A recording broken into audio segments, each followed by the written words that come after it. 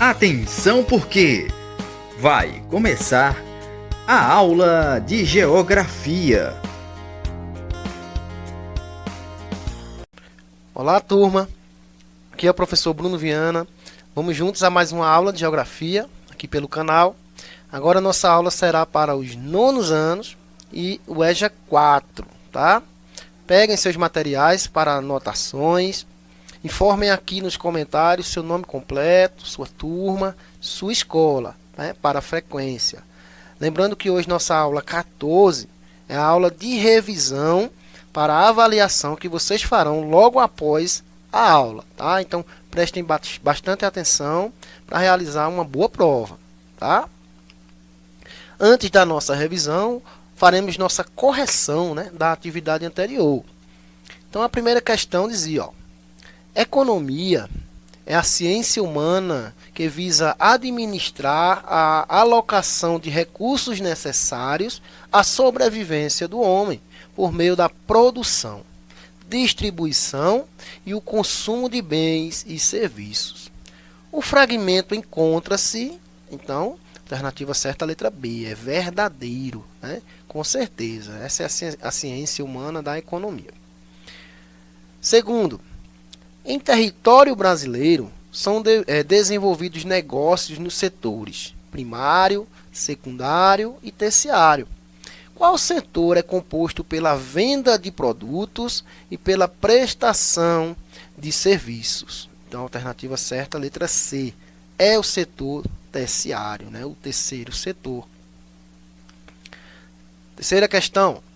Os destaques econômicos e industriais do Brasil fortalecem o PIB nacional, qual, dos estados abaixo, não se encontra entre os 5 maiores na participação do PIB.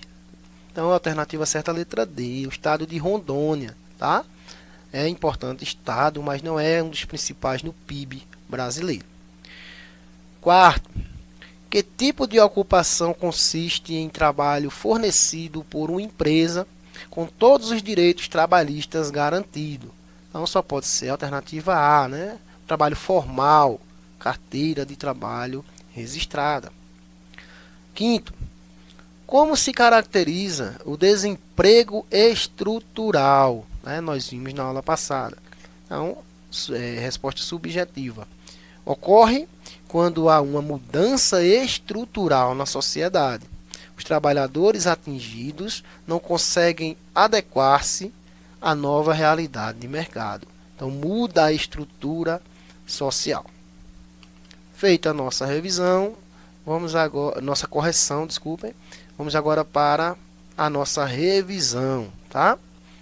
Dentro da revisão, vamos ver alguns conteúdos que nós vimos nas aulas passadas. Olha. Por exemplo, Europa, processos de industrialização e urbanização, as revoluções industriais, tá?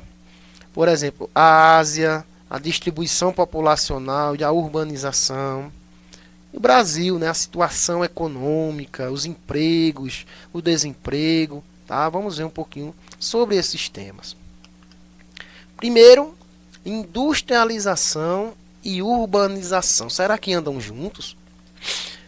Há uma relação direta e também indireta entre os processos de industrialização e urbanização, uma vez que há uma relação mútua de fortalecimento de uma sobre a outra. Então, aonde tem indústria, com certeza vai favorecer o fenômeno urbanização. Vai desenvolver aquela região, vai atrair pessoas e vão construir cidade, vai aumentar a cidade e todo aquele território vai ser expandido. Então nós temos aí, ó, um exemplo básico da industrialização mundial, né? Londres, lá na Inglaterra. Vai partir de lá a questão industrial no mundo. Olha aí, ó, a foto de Londres, né, no início, né, da sua industrialização. Olha aí uma foto mais atual das indústrias, né, de Londres. É o berço da industrialização mundial. Com certeza, a cidade cresceu muito através da primeira revolução industrial que vem lá na Inglaterra. Os processos de industrialização e urbanização são interligados. Olha, um depende do outro, né? Foi com os avanços e transformações proporcionados, por exemplo, pela Revolução Industrial na Europa, século XVIII, né, que esse continente concebeu o crescimento exponencial de suas principais cidades, aquelas mais industrializadas, né? Foi o que eu falei. Tudo vai partir de lá, né, da Europa, mais precisamente na Inglaterra. Olha aí, as primeiras fábricas, né, a máquina a vapor, os trens, olha aí, ó, levando produtos, levando pessoas, né, crescendo a urbanização daquele lugar. Então a indústria é fundamental. Graças ao processo de industrialização e sua ampla difusão pelo mundo, a urbanização também cresceu, ao ponto de, segundo dados da ONU, o mundo ter se tornado pela primeira vez majoritariamente urbano, feito ocorrido no ano 2010 em diante. Olha aí esse gráfico, vamos analisar um pouquinho esse gráfico. Porque a cada dia há mais gente na cidade. Olha aí, ó. É a população urbana e rural do mundo de 1950, feito uma projeção até 2050, né? 100 anos de diferença. Então nós temos aí, ó, a linhazinha na cor azul representa a população rural. A linha na cor laranja aí, ó, representa a população urbana. Nós temos aí, ó, o total de milhões de habitantes na coluna do gráfico, e a base do gráfico nós temos as décadas, olha aí, ó, de 1950 em diante. Então em 1950 a população rural era bem maior do que a população urbana no mundo, né? E esse gráfico vai mudando, ó. A linha azul ela começa, né, a declinar, cair, enquanto a linha laranja, a população das cidades, só cresce, ao ponto que no ano de 2010 a linha laranja, a população urbana, supera a população rural no mundo, né? Isso é um feito histórico. Então, o mundo passa a ter mais pessoas vivendo nas cidades do que na zona rural, tá? Isso em todo o mundo, incluindo países ricos e países pobres. Hoje, nós já sabemos que a população urbana é bem superior do que a população rural, e a tendência é só crescer. Professor, a industrialização é o único fator para o crescimento urbano? Olha só que questionamento. Então, a resposta é errado, viu? É errado pensar que a industrialização é o único fator que condiciona o processo de urbanização.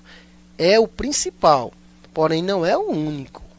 Então, vai existir vários fatores, né, para a industrialização, né? Por exemplo, os fatores repulsivos, poucos empregos no campo, fome, vai levar pessoas a morar na cidade.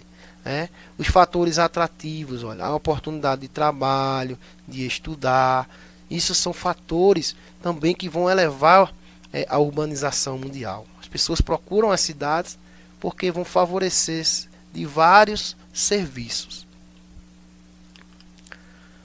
O trabalhador na Revolução Industrial, então, como era feito lá na Revolução? A Revolução Industrial gerou grandes transformações no modo de produção de mercadorias. Antes do surgimento da indústria, a produção acontecia pelo modo de produção manufatureiro, isto é, um modo de produção manual que utilizava a capacidade artesanal daquele que produzia. Assim, a manufatura foi substituída pela maquinofatura. Olha um exemplo aí, ó, nesse esquema. Então, quando começa, né, a Revolução Industrial, tudo vai começar pelo artesanato, tá? Pouca divisão do trabalho, sem uso nenhum de máquina. O artesão trabalhava só. Depois vem a manufatura.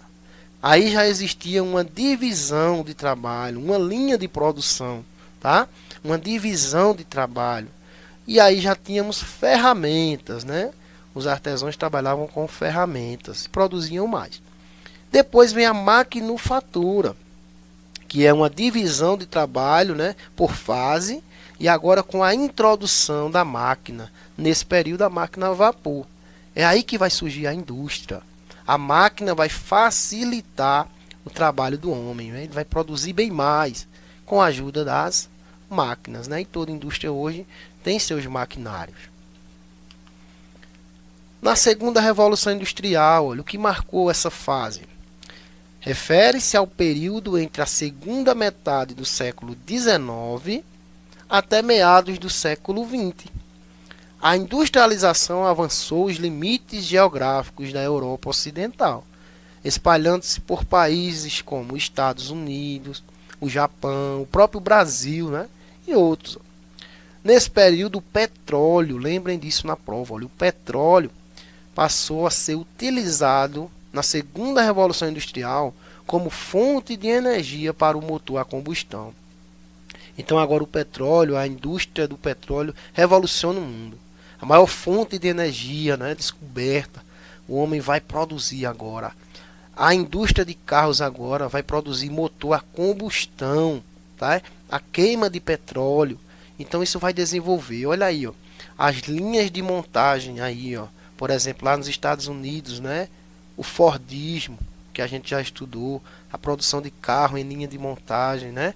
Isso vai desenvolver muito a indústria no mundo. Consequências da Revolução Industrial no Brasil, né? Os efeitos econômicos e sociais positivos. Então vejam, no Brasil, embora tardia, os efeitos da Revolução Industrial no Brasil foram positivas em muitos aspectos. Diminuição da dependência da importação de produtos, ou seja, o Brasil dependia totalmente de outros países, né? Ele agora começa a produzir. Aumento da produção com diminuição de custos, barateamento no preço final dos produtos, ou seja, ele agora começa a produzir internamente, vai baratear o seu produto, né? Ele vai aumentar o seu lucro, né? Porque ele produz agora internamente, resultando no substitutivo de importações. O Brasil que só importava, comprava, ele agora passa a exportar, a vender o que ele agora produz. Ele substitui as compras e aumenta as vendas, tá?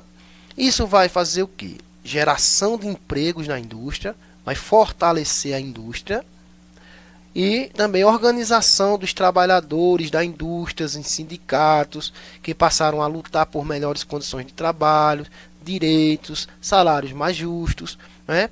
Toda essa junção vai fazer uma evolução nas questões trabalhistas, né? Carga horária, direitos de trabalho, tudo que se tem hoje em dia. Então isso é uma evolução também histórica. Vamos para a Ásia agora, ó. A Ásia, né, é o maior continente, tanto em área, em tamanho, chega a quase 1/3 de todas as terras emersas do nosso planeta, como em população, né, onde habitam aproximadamente 4,5 bilhões de habitantes. Representa quase 60% da população do mundo, tá? Corresponde a 70 habitantes por quilômetro quadrado, aproximadamente 3 vezes maior que a densidade média da Terra. Então, mais da metade da população do mundo está nesse grande continente aí, ó, que é composto por 50 países, né, entre estados também independentes, tá? Então, é o maior continente do mundo em tamanho e em população disparado. Países mais populosos da Ásia. Então, nós temos a China e a Índia, representam quase 50% da população do continente. O leste da Ásia tem um dos melhores IDH do mundo, né, segundo dados de 2017. Então, só na Ásia tem China e Índia, que são os dois países mais populosos, não só de lá, mas do planeta, tá? Grande população do mundo. E o leste da Ásia, né, onde fica, por exemplo, o Japão, a China, a Coreia do Sul, tá? Tem o IDH dos melhores do mundo, que é o Índice de Desenvolvimento Humano. Qualidade de vida, de saúde, de trabalho, né? Então, voltado à população, olha aí, ó, os 3 primeiros na população asiática. A China, disparado, né? Lembrando que são dados de 2017. Hoje, esses números com certeza aumentaram, né? Estão bem mais altos, porque a gente segue os dados, né, da ONU. A Índia, né, seguido de perto aí pela Índia, e a Indonésia, né, em terceiro lugar, né, com população de 255 milhões, bem mais do que a do Brasil. Qual a evolução urbana asiática? Por que esse continente cresce tanto, né? Então, uma das características desta urbanização maciça é o seu ritmo de construção. Então, eles têm uma construção civil, com certeza, das mais rápidas do mundo. Eles conseguem construir grandes áreas urbanas em pouco tempo. Por quê? Porque usam muita tecnologia. Então, eles constroem grandes edifícios, né? Grandes obras em curto espaço de tempo. Também usam muita mão de obra, junta com a tecnologia que é muito avançada, e o desenvolvimento acontece. Com certeza. Os maiores edifícios do planeta, com certeza, estão na Ásia. Então, é um continente muito desenvolvido na área da construção urbana. Vamos agora para a economia, né? O que é a economia, essa ciência humana? Economia é o conjunto de atividades desenvolvidas pelos homens visando a produção, distribuição e o consumo de bens e serviços necessários à sobrevivência e à qualidade de vida. A economia é uma atividade política e cultural presente em todos os aspectos da sociedade. Então, é o que faz a questão populacional girar, é a economia, né? Todos os países, a cada dia, estão aí trabalhando, evoluindo, em volta dessas atividades que juntas formam a economia. Seja um trabalho, seja um estudo, tudo em busca de girar essa economia. No Brasil não é diferente. A questão dos empregos, olha. Empregos formais, né? O que são empregos formais? Ó? O trabalho formal é, no Brasil, qualquer ocupação trabalhista, manual ou intelectual com benefícios e carteira profissional assinada. Consiste em trabalho fornecido por uma empresa com todos os direitos trabalhistas garantidos. Então, formal é quando o trabalhador ele tem a sua carteira da Previdência Social, olha aí, ó, registradas, toda a sua vida trabalhista está ali, tá? Para garantir, né, seus descontos, uma aposentadoria no futuro. No caso dos donos das empresas, chamados de empresários, essa remuneração é o lucro. Todo empresário também é funcionário da sua empresa, ele tem lá a sua carteira também registrada. Porém, o excedente do que produz, o lucro, fica para ele, porque ele é o dono, tá? E o desemprego, né? O que é desemprego? É a falta de emprego, situação em que parcela da força de trabalho não consegue obter ocupação formal. Prestem atenção.